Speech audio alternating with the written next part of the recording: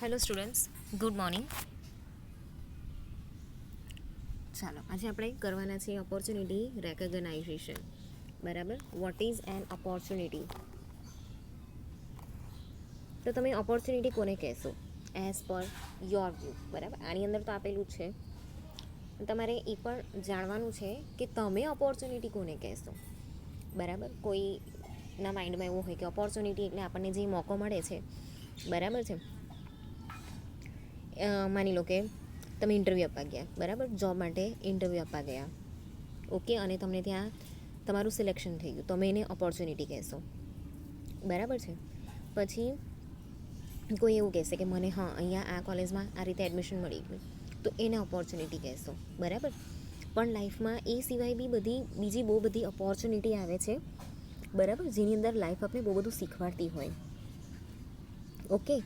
એટલે ઓપોર્ચ્યુનિટી એટલે એક્ઝેક્ટ કેવી સિચ્યુએશન અહીંયા આપ્યું છે. તો an opportunity is a situation that is attractive, durable but timely and is anchored in a product or service which adds value to the end user. Opportunity એટલે શું? તો કેવી સિચ્યુએશન છે કે જેની અંદર તમને એવું લાગે છે કે હા, આ વસ્તુ છે ને મારા માટે બહુ સારી છે, બરાબર. એક્ઝેક્ટલી તમને ઓપોર્ચ્યુનિટી કહું, બરાબર, કે આ વસ્તુ જે છે એ મારા માટે સારી છે, ડ્યુરેબલ છે, બરાબર, લોંગ ટાઈમ માટે અહીંયા મને ગ્રોથ કરવા મળશે, બરાબર છે. અહીંયા મને કેવું છે કે બીજી બહુ બધી વસ્તુ જે છે એ શીખવા મળશે, ઓકે. જે એક પ્રોડક્ટ કે સર્વિસ જે પણ તમે લીધી છે, બરાબર છે, જેની સાથે પણ તમે જોડાયેલા છો, અટેચ છો, એની અંદર એ શું કરશે?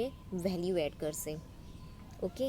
એના એફર્ટ્સ કરશે અને એની અંદર એની વેલ્યુ વધારીને એ પોતાનો ગ્રોથ કરશે, બરાબર. તો successful entrepreneurs have the ability to recognize opportunities, બરાબર. તો એક સક્સેસફુલ એન્ટરપ્રેનર તમારે જ્યારે બનવું હોય તો તમને ઓપોર્ચ્યુનિટીઝ જે છે એ રેકગ્નાઇઝ કરતાં આવડવું જોઈએ, બરાબર છે. તો આ જે ઓપોર્ચ્યુનિટી છે ને તમને આજુબાજુના વાતાવરણમાંથી ગમે ત્યારે મળી શકે છે, બરાબર. ઓપોર્ચ્યુનિટીનું બીજું એક એક્ઝામ્પલ આપું તમને, સેનિટાઈઝર, બરાબર. સેનિટાઈઝરનું એક્ઝામ્પલ મેં ઘણી વાર આપી ચૂકી છું, બીજા બધા સબ્જેક્ટમાં બી. તો જે સેનિટાઈઝર છે, માસ્ક છે, બરાબર, એ ઓલરેડી હતું, પણ માર્કેટમાં એનું વેચાણ એટલું બધું નહીં હતું.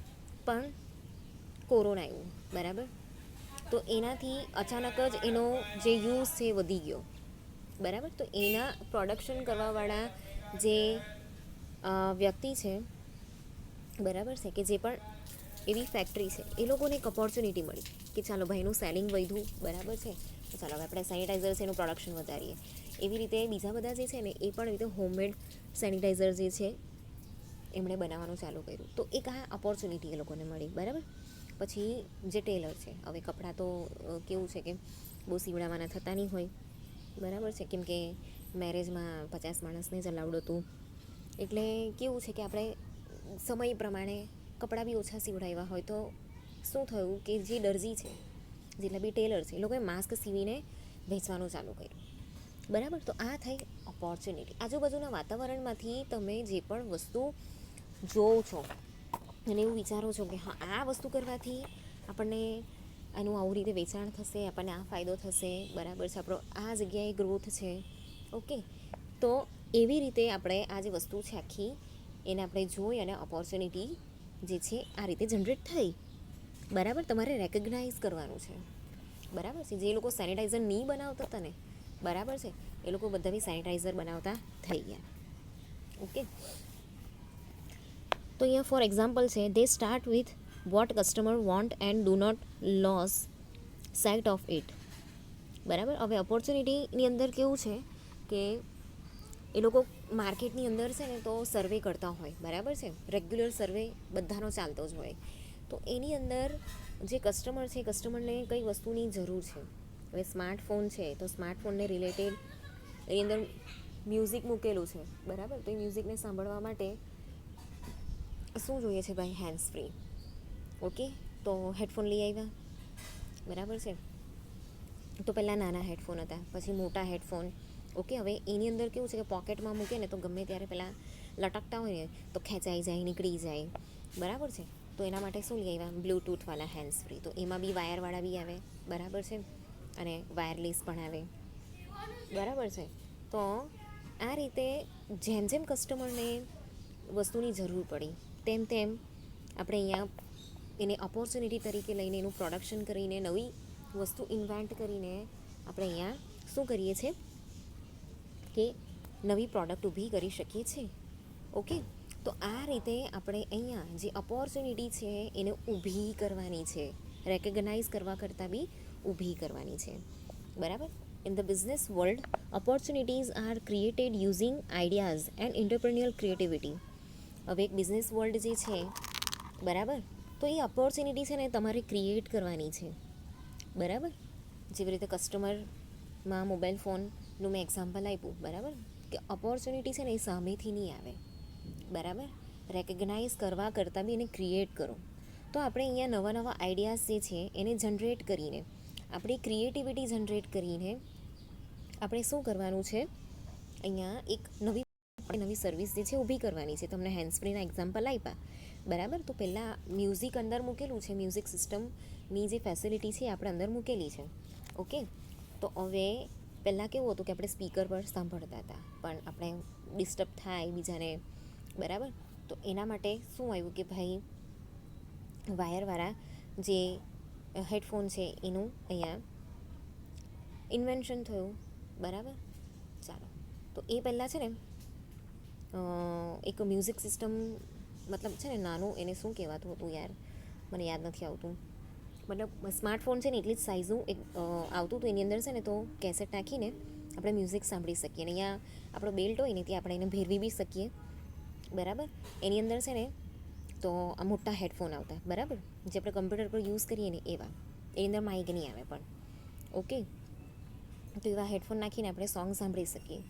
તો એ હેડફોનની જગ્યા પર શું થઈ ગયું, ખાલી કાનમાં આવે ને એટલા નાના હેડફોનની જગ્યા આવી ગઈ, બરાબર. Creativity, okay. પછી એની અંદર મોબાઈલ ફોનમાં બ્લૂટૂથ થયું, તો બ્લૂટૂથથી આપણે ફાઇલ્સ જે છે એ શેર કરી શકીએ, ઓકે.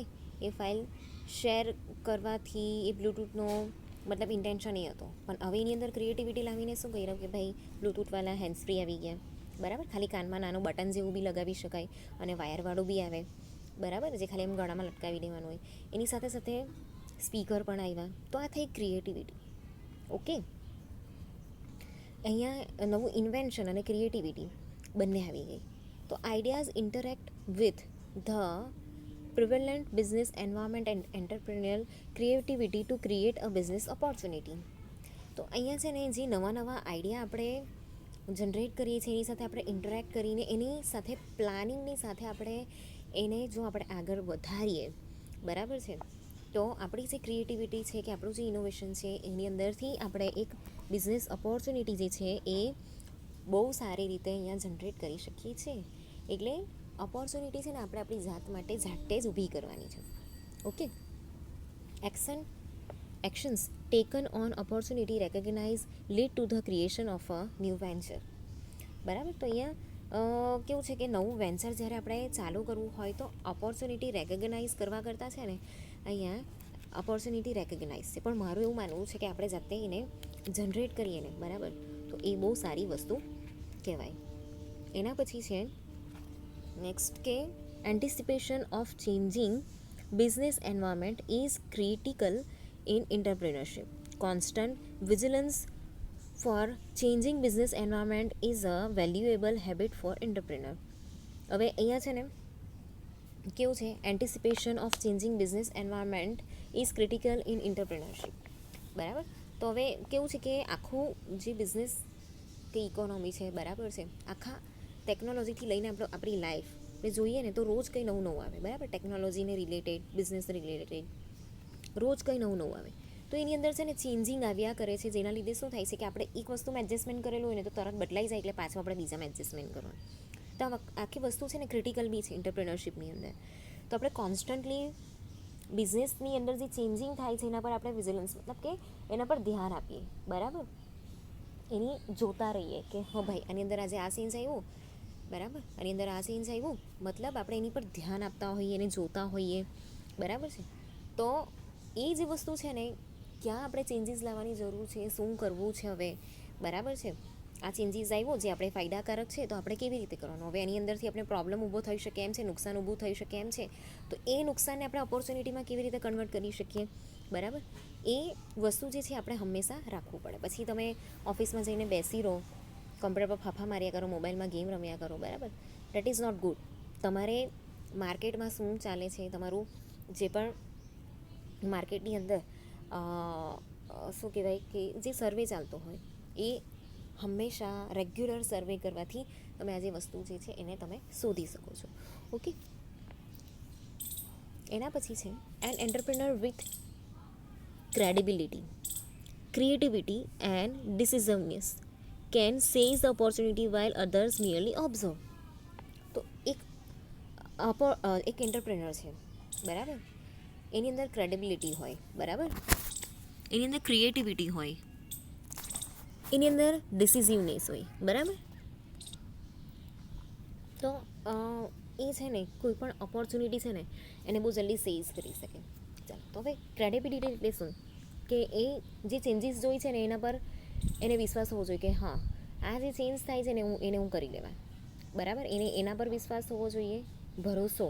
ક્રેડિબિલિટી એટલે વિશ્વસનીયતા, ભરોસાને પાત્ર, બરાબર. તો એ જે ક્રેડિબિલિટીનો ગુણ છે ને એનામાં હોવો જોઈએ કે હા ભાઈ આ જે ઓપોર્ચ્યુનિટી છે એની અંદર મતલબ આ જે ચેન્જીસ છે એની અંદર હું ઢળી જવા, એની અંદરથી હું આ વસ્તુ કરી લેવા, બરાબર. ક્રિએટિવિટી એનામાં હોવું જોઈએ, ડિસિઝિવનેસ હોવું જોઈએ, નિર્ણાયકતા, બરાબર.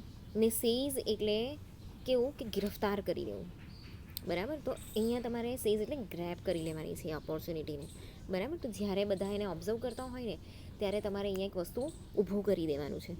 In the current business environment opportunities are apparent to limited number of individuals.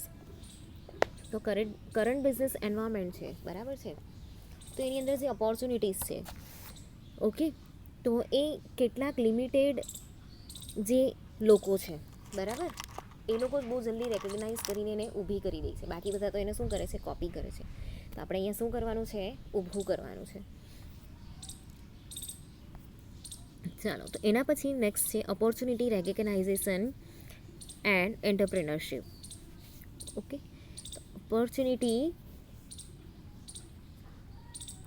opportunity recognition and entrepreneurship are like two sides of same coin, બરાબર. તમારે અહીંયા રેકગ્નાઇઝ કરવાનું છે અને પછી શું કરવાનું છે, તમારી ક્રિએટિવિટી, તમારું ઇનોવેટિવનેસ જે છે એનો યુઝ કરીને એક નવી પ્રોડક્ટ કે નવી સર્વિસ જે છે એ ઊભી કરવાની છે, આખી નવી વસ્તુ જે છે એને ક્રિએટ કરવાની છે, બરાબર. એટલે સિક્કાની બે બાજુ જ કહેવાય. તમે એન્ટરપ્રેનરશિપ સ્ટાર્ટ કરો ને તો બી એ જ વસ્તુ થવાનું છે કે ભાઈ હા તમારી એક નવી વસ્તુ જે છે એનું ક્રિએશન કરવાનું છે. તો entrepreneurship, as we have seen, is the creation and operation of viable new companies, though vigorous applications of ideas, skills, knowledge and talent. Thus central to this definition of entrepreneurship is the ability of entrepreneurs to recognize opportunities. પછી evaluate, examine કરવાનું છે તમારે, બરાબર. તો evaluate and act on those opportunity which they feel has potential. તો એન્ટરપ્રેનરશિપ જે છે, બરાબર છે, એને આપણે એક ક્રિએશન વેમાં, એક ક્રિએટિવ વેમાં આપણે એને લેવાનું છે, એનું પ્લાનિંગ કરવાનું છે, બરાબર. પછી એને ઓપરેટ કરવાનું છે, ઓકે. પછી એની અંદરથી આપણે કંઈ નવી વસ્તુ જનરેટ કરવાનું છે, તમારા આઈડિયાઝ એની અંદર નાખવાના છે, તમારી સ્કિલ્સ એની અંદર નાખવાની છે, તમારું નોલેજ, તમારું ટેલેન્ટ બધું એની અંદર નાખી દેવાનું છે, બરાબર છે. એટલે અહીંયાથી જે એક વસ્તુ ઊભી થાય છે, બરાબર છે, એ થઈ એક ઓપોર્ચ્યુનિટી ક્રિએટ કરવાની છે, ને એક્ઝામિન કરવાની છે, ને ઇવેલ્યુએટ કરવાની છે, બરાબર છે. અને પછી અહીંયા શું કરવાનું છે, એ ઓપોર્ચ્યુનિટીમાંથી તમને એવું લાગવું જોઈએ કે હા પોટેન્શિયલ છે, આ લાંબા ગાળા સુધી ટકે એમ છે, હું આની અંદરથી હું પ્રોફિટ જનરેટ કરી શકું એમ છું. સૌથી મોટી વાત, આ વસ્તુ જે છે ને એ બધાને કામ લાગી શકે એમ છે, ઓકે. તો આ જ વસ્તુ છે એન્ટરપ્રેનરશિપનું, okay. The true entrepreneur skills lies in the ability to recognize and select the right opportunity for new business venture, recognizing high potential opportunity can often lead to substantial gains in profit growth and competitive position. બરાબર. તો જ્યારે એક એન્ટરપ્રિનરને પોતાની skills જે છે, પોતાનું knowledge, પોતાના idea, પોતાનું ટેલેન્ટ, પોતાની જે એબિલિટી છે, બરાબર, એના પર એને વિશ્વાસ હોય, એને જ્યારે મતલબ રેકગ્નાઇઝ કરે છે કે આટલી એટલી વસ્તુ છે, એનાથી હું આ વસ્તુ કરી શકું છું, ત્યારે ઓપોર્ચ્યુનિટી જનરેટ કરે છે, નવું બિઝનેસ વેન્ચર એ સ્ટાર્ટ કરી શકે છે. બરાબર. અને એને એવું લાગવું બી જોઈએ કે હાઈ પોટેન્શિયલ ઓપોર્ચ્યુનિટીઝ છે મારી પાસે, લાંબા ગાળા સુધી ચાલે એમ છે. બરાબર. તો એ અહીંયા પ્રોફિટ ગ્રોથ અને કમ્પિટિટિવ પોઝિશન બંને જે છે એ ગેઇન કરી શકે છે. ઓકે. તો એના પછીના લેક્ચરમાં આપણે જોઈશું ઓપોર્ચ્યુનિટી રેકગ્નાઇઝેશન કેવી રીતે કરાય એ.